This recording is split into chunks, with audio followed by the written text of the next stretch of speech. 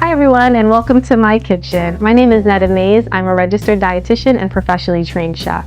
Today we're going to be making one of my favorite dishes from my childhood called Zaatar. This is a traditional Palestinian dish and also is eaten across the Levant area of the Middle East. And I grew up eating this food. It just brings me back to summertime, eating family meals under our grape leaves on the farm. And it's just one of my favorite things to eat. So I want to share it with you today. So we're actually going to be making our own dough from scratch to make this dish. So first we have flour. These are 4 cups of just all-purpose flour. We're also going to be using yeast. We're also going to be using some salt. Let's go into some of our wet ingredients. We're going to be using 2 cups of milk. I like whole milk in my bread doughs. I have a baby, I'm also pregnant, so those extra calories and nutrients are really supportive for my family. We're also going to be using some honey. We're also going to be using some Palestinian olive oil. I just find it has a really nice aromatic flavor. And Zait, like our main flavors in this dish are coming from Zaatar, which is a traditional Palestinian herb mix. It is thyme, oregano, roasted sesame seeds, sumac, which is this herb that gives a nice lemony, tangy flavor, and some salt. So these are all blended together, and we use this a lot across all of our foods and dishes. So this is the Zaatar in the Zaatar, and Zait means olive oil. So that's why you really want to use a high quality olive oil that is going to give a nice flavor to your Zaatar. The other thing I'm going to be using is tahina. So tahina is a ground sesame paste.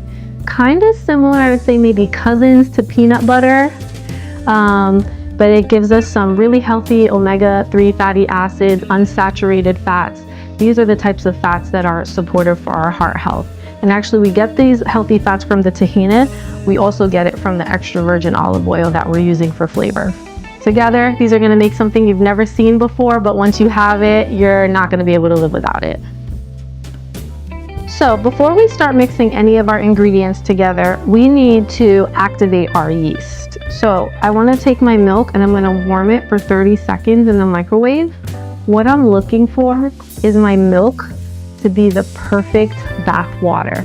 If your milk is too hot or it's scalding and you add the yeast, it is actually going to kill it. So we want nice warm bath water. Think about bathing yourself, what you would bathe your children in for that great temperature. Let's warm it up. Our milk is ready. You can test the temperature of the milk by putting your finger in, dabbing it. If that feels good to your finger, then go ahead and use it. So let's take our yeast and we are going to sprinkle it into the milk.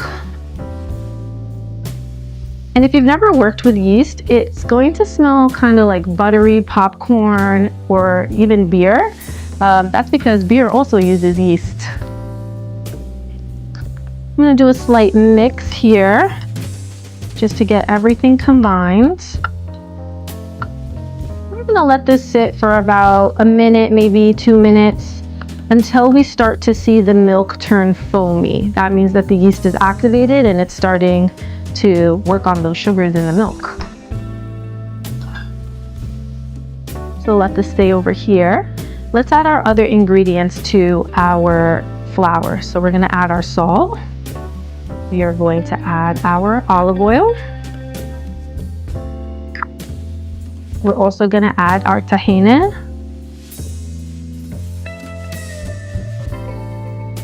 And then we're going to add our honey as well. So sugar is also an important component of baking bread.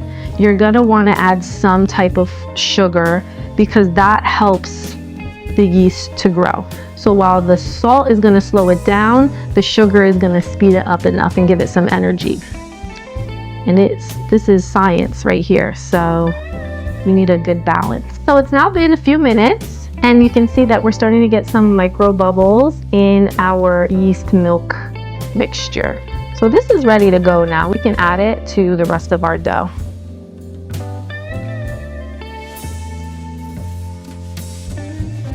Give it one quick swirl to make sure nothing stays on the bottom.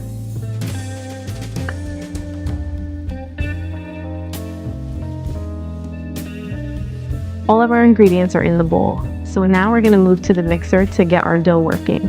If you don't have a mixer, that's totally fine. You can actually work the dough by hand in a bowl or on the counter. You're just gonna work it for about 10 minutes until it comes together the same way I show you. So don't feel bad if you don't have all this extra equipment, but I'm not gonna lie, I'm a lazy person and I have this thing, so I'm gonna use it. All of our ingredients are now here in this bowl to start our bread dough. I'm going to be using my stand mixer. Like I said, if you don't have a stand mixer, we can do this by hand as well. You're just going to be hand kneading the dough on a table or in a bowl for about 10 minutes. This is going to help with the development of the gluten in our bread dough. Gluten is the protein that is found in wheat, and it's what gives a good dough that nice like stretchiness. You want gluten in your bread. I know some people are gluten intolerant. This wouldn't be the right choice for them, but when you're trying to make a good bread, we want that gluten development to happen. So putting this on, let's go. So be careful with this. Definitely don't want kids playing around because you could potentially break a finger or something. My kid is at their grandma's house, so safe. We're gonna start this on a stir, so that's the first level. I'm gonna let the ingredients incorporate. And then we're going to use our eyes to adjust the recipe if needed. Now, the reason I'm saying that is because dough can change day by day depending on what the weather is like. If you're making a dough on a dry day, you might find that your dough needs a little bit more liquid to get to the texture or the consistency that you're aiming for. If you're making your dough on a day that it's raining, you might find that you need less liquid or you need to add a little bit more flour to adjust. When I was in culinary school, we actually kept journals in our baking class and would talk about, we would note what the temperature and the humidity was and how our doughs were affected so that we could start to understand patterns. All right, everyone, our dough is now finished. It is fully worked. It is ready to go. So what I'm gonna do first, I'm gonna take off my wedding ring behind me. And I'm actually going to grease my hands to work with the dough so it doesn't stick all over me. We're also gonna grease this bowl so that it doesn't stick when we place it in here.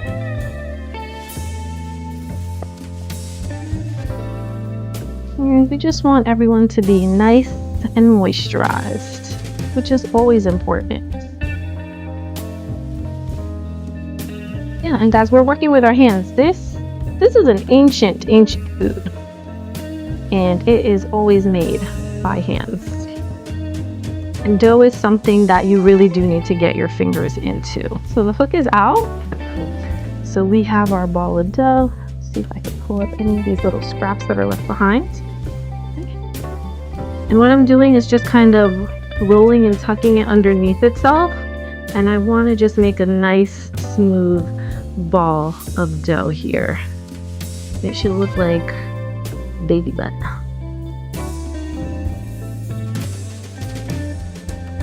So we have some nice tension on the surface.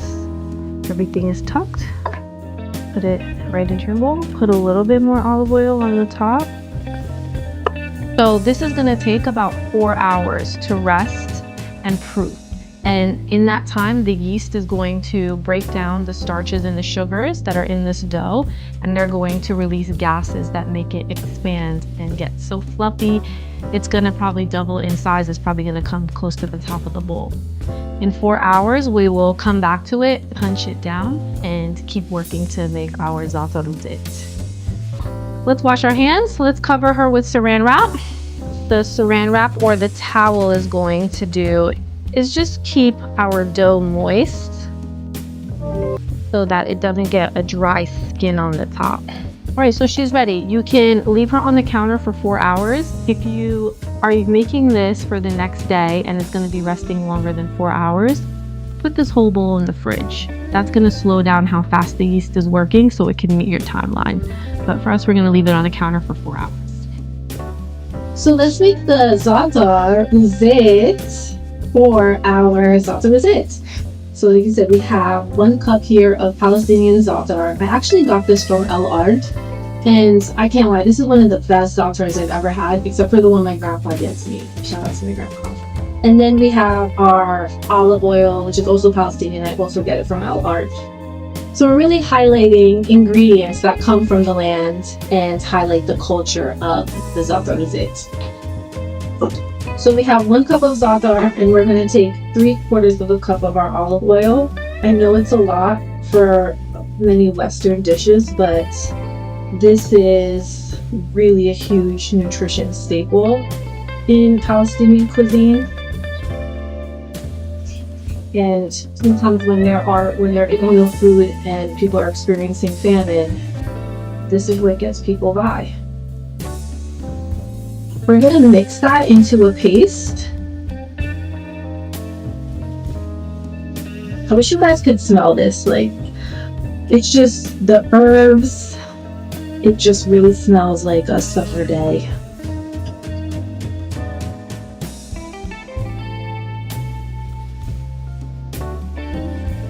So different Zaatars might need a little bit more or less olive oil depending on what's in it. And there's also a lot of different colors that you can find your Zaatar in. You can get Syrian Zaatar, you can get Lebanese Zaatar. Some Zaatars have cumin in them, some Zaatars have more sumac and might be a more red color. So Zaatar in itself, we can do a whole show on Zaatar. We are almost there. I'm going to just add a little bit more. So Zaatar is a mixture of oregano, thyme, roasted sesame, and sumac. There's a lot of health benefits in herbs and spices. As a dietitian, I often come across content online where people are giving up herbs and spices and eating unseasoned food to pursue their health. And I'm like, but why? There's no need for us to sacrifice flavors in pursuit of our health. Herbs and spices have a lot of anti-inflammatory properties. Some of them can help with digestion, and they add extra nutrients to our food. So there really is no reason to reduce the natural herbs and spices that you use in your cooking. Let's start baking our Zaatar Zait. It's been 4 hours and our dough is now ready. So let's open it up and see what we have. She's fluffier, she's bigger. We are going to punch down our dough. Gonna deflate it a little bit. And then we're going to coat the surface of our countertop with flour. We're also gonna coat our hands with flour.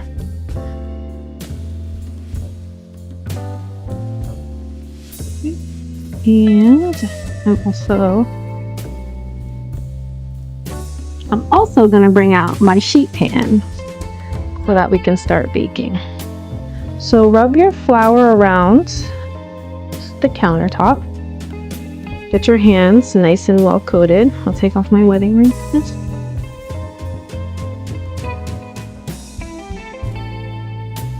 And then we're going to start taking the dough out of the bowl.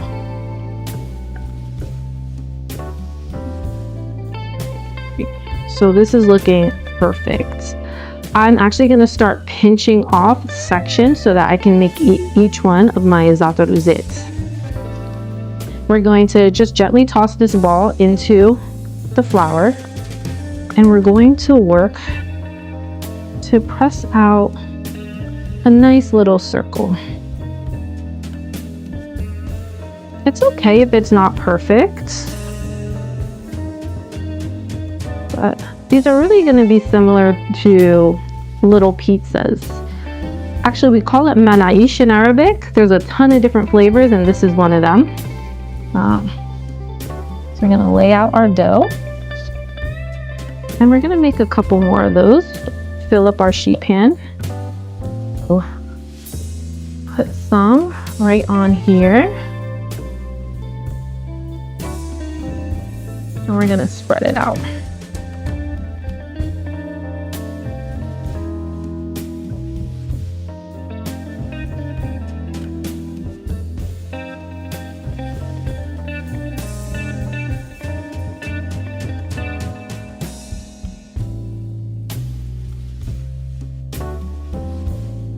That beautiful dark green color.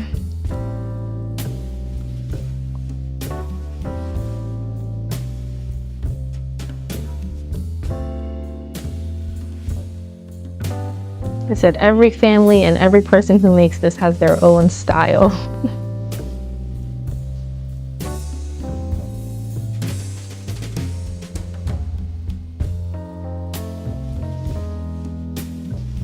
All right, so I think our zaatar is done. They look so good. Now, to test if it's really done, we want to lift it up and see if the bottom is reddened or browned at all. You see that beautiful red-brown color? That's exactly what we're looking for.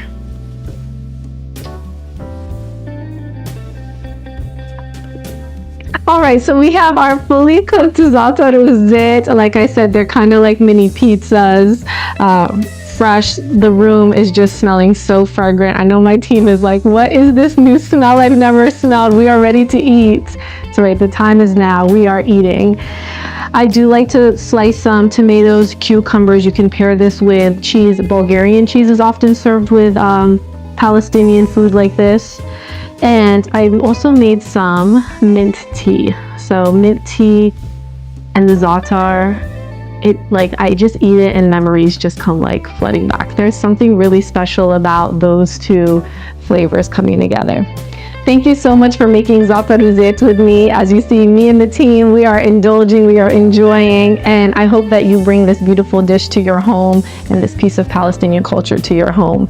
Like I said, there are so many nutrients and herbs and spices like zaatar. We're using really great olive oil with heart-healthy fats and just layering on beautiful ingredients. Cheers and ma salamin.